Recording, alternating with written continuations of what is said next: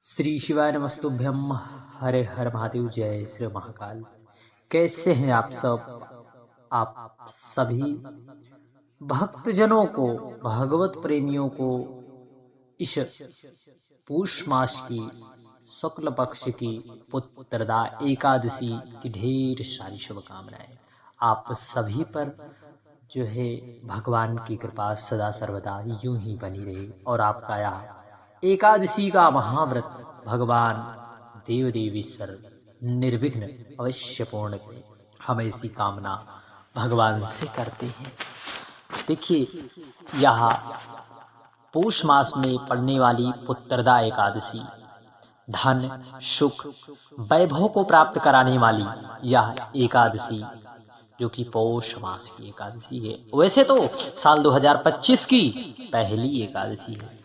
तो ऐसे में यदि हम पहली बार भगवान की आराधना अर्थात वर्ष के प्रारंभ में यदि विशेष रूप से करें, यदि निष्ठा भाव से यह संकल्प लें कि हम भगवान की कृपा प्राप्त करने के लिए यह संकल्प लेते हैं कि हम किसी से द्वेष की भावना न रखें, किसी से ईर्षा द्वेष की भावना न रखें, या फिर किसी से भी अपने मुख से वाणी से किसी को अपशब्द ना कहें। यह संकल्प हम यदि एकादशी पर यदि लेते हैं, क्योंकि संकल्प का नाम ही व्रत है, हमें ऐसे संकल्प अवश्य लेने चाहिए। पूज्य गुरुदेव की कथा में आप सभी लोग अवश्य सुनते होंगे। यदि किसी से यदि प्रेम भाव से दो शब्द यदि भगवत चिंतन के अर्थात भगवत नाम यदि प्रेम से बोल दिया जाता है, तो निश्चितता है प्रेम से बोला गया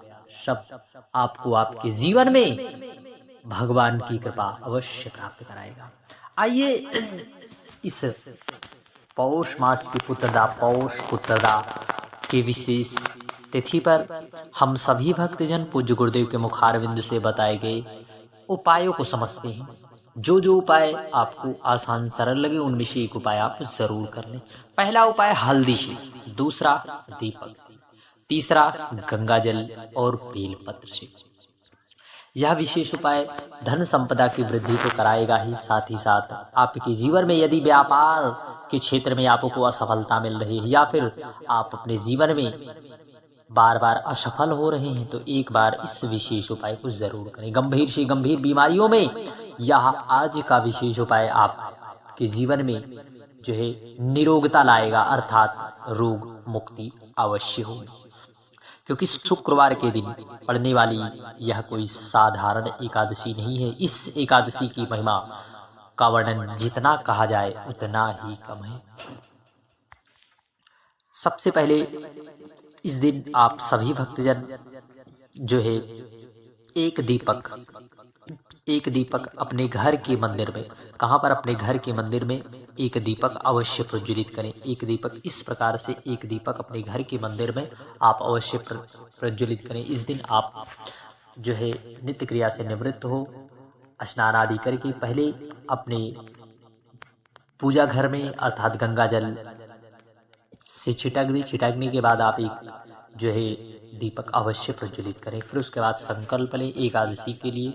फिर आप यदि एकादशी का व्रत नहीं कर पा रहे हैं किसी भी विषम परिस्थिति के कारण या फिर शारीरिक अस्वस्थता के कारण, तो आप इन उपायों को जरूर से जरूर करें। आपको एक दीपक तैयार करना है। एक दीपक इस प्रकार से आपको एक दीपक लेना है। इस प्रकार से आपको एक दीपक लेना है। इसमें आपको एक बत्ती लगाना है। फिर उसके बाद इसमें आपको डालना है गौ माता का घी। आपको गौ माता का घी इसमें डालना है।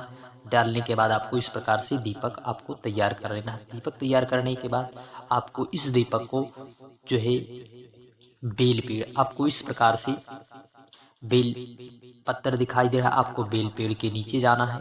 वहां पर आपको पहुंचकर एक दीपक को प्रज्वलित करना है बेल पेड़ के नीचे। आपको आपके जीवन में शारीरिक कष्ट है या फिर व्याधियां हैं, तो आपको भगवान देव देवेश्वर महादेव से यह प्रार्थना करना है, हे बाबा आपने शुक्र को संजीवनी दिया, आपने शुक्र को संजीवनी मंत्र दिया, संजीवनी विद्या प्रदान की, तो हे देव देवेश्वर, हे प्रभु हम पर कृपा कीजिए, क्या वह संजीवनी रूपी स्वस्थता हमें नहीं प्रदान करोगे? ऐसी आपको कामना प्रभु से कर लेना है। उसी बेल पेड़ के नीचे फिर आप एक दीपक प्रज्वलित करके प्रार्थना करके झोली पसार कर अपने हृदय की बात जो है बाबा के सन्मुख अवश्य प्रकट कर देना है। निश्चित है यदि आप दृढ़ता भाव से दृढ़ विश्वास रखकर इस उपाय को करते हो, क्योंकि पूज्य गुरुदेव की कथा में आप सभी लोगों ने सुना होगा, पूज्य गुरुदेव कहते हैं आपका विश्वास यदि दृढ़ दृढ़ है, विश्वास प्रबल है, तो बाबा आपके जीवन में आनंद अवश्य लाएगा, सुख जरूर आपको मिलेगा, निश्चितता है। श्री शिवाय नमस्तुभ्यम, हर हर महादेव, जय श्री महाकाल। बढ़ते हैं अगले विशेष उपाय में। अगले विशेष उपाय में आपको इस प्रकार से लेना है, एक पात्र में गंगा का जल और आपको 7 बेलपत्र लेना है और आपको गंगा का जल जो है नंदी भगवान की उठे हुए पांव पर श्री शिवाय नमस्तुभ्यम नमः शिवाय कहते हुए समर्पित करना है। परंतु यहाँ पर बेलपत्र नहीं समर्पित करना है। बहुत से लोग गलती कर बैठते हैं, गलतियां आपको बहुत भारी पड़ सकती है, इसलिए आप गलती ना करें, सोच समझ कर विशेष उपाय को करें, क्योंकि उपाय के तरीके से यदि किया जाता है तो फल जरूर मिलता है। फिर आपको प्रभु के सन्मुख जो नंदी के उठे हुए पांव पर आप बेलपत्र नहीं समर्पित करेंगे, जल समर्पित करेंगे। फिर उसके बाद बेलपत्री श्री शिवाय नमस्तुभ्यम नमः शिवाय कहते हुए बेलपत्री को आपको समर्पित करना है। यह विशेष उपाय आप अपने जीवन में धन संपदा व्यापार वृद्धि के लिए प्रभु से कामना करें, क्योंकि एकादशी की तिथि जो है 1 महीने में 2 बार आती है, अर्थात 1 वर्ष में 24 एकादशी पड़ती है, परंतु हर एक एकादशी का अपना अपना अलग अलग महत्व है। जिन साधकों के भी जीवन में, जिन दंपतियों के जीवन में संतान सुख नहीं है, वे इस पुत्रदा एकादशी पर इन विशेष उपायों को यदि करते हैं, पौष पुत्रदा पर निश्चितता है उन्हें संतान की प्राप्ति अवश्य होगी। इसलिए आप सभी भक्तजन इस विशेष उपाय को जरूर करें, निश्चितता है यदि विश्वास प्रबल है तो मेरा ठाकुर आपको अवश्य प्रदान करेगा। जैसी आपकी कामना है वैसा आपको फल अवश्य मिलेगा। श्री शिवाय नमस्तुभ्यम, हर हर महादेव, जय श्री महाकाल। बढ़ते हैं अगले विशेष उपाय में। अगले विशेष उपाय में इस दिन आप सभी को तुलसी के निकट एक दीपक अवश्य प्रज्वलित करना है, क्योंकि तुलसी इस दिन एकादशी के दिन तुलसी को छूना अर्थात तुलसी पत्र को तोड़ना निषेध बताया गया है। परंतु एक बात का विशेष ध्यान रहे, इस दिन आप तुलसी पत्र को ना तोड़ें। जो है इस दिन एकादशी के दिन किसी भी वृक्ष के पत्ते को तोड़ना विशेष रूप से हमारे सनातन वैदिक धर्म में मान्य नहीं है, क्योंकि एकादशी का व्रत यदि धारण कर रहे हैं तो किसी भी वृक्ष की पत्तियों को भूल कर भी ना तोड़ें।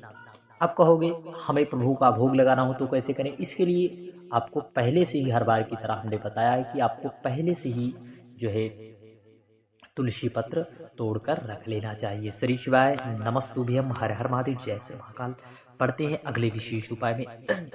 आपका यदि आपके घर या परिवार में या फिर किसी ज्योतिष के यहाँ गए, आपको बता दिया पितृदोष है, किसी ज्योतिषी ने आपको बताया कि पितृदोष है, तो ऐसे में आप अपने पितरों को प्रसन्न करने के लिए आपको गंगा का जल लेकर स्वधा वाला उपाय जरूर करना है। आपको 12 श्लोक वाला स्वधा स्रोत का पाठ कर लेने से, स्वधा स्रोत का आप यदि पाठ करते हैं घर के परिंडी के पास या फिर मंदिर में बैठकर, तो इससे आपके पितर प्रसन्न होंगे। यदि आप स्वधा स्रोत का पाठ नहीं कर पा रहे हैं तो आपको 3 बार स्वधा स्वधा स्वधा बोल देने से भी आपके पितर प्रसन्न होते हैं। इसलिए एकादशी पर एक दीपक अपने पितरों के निमित्त किसी भी पवित्र नदी, तालाब, बावड़ी के पास अवश्य प्रज्वलित करें या फिर अपने घर के परिंडी के पास जरूर से जरूर। श्री शिवाय नमस्तुभ्यम, हर हर महादेव।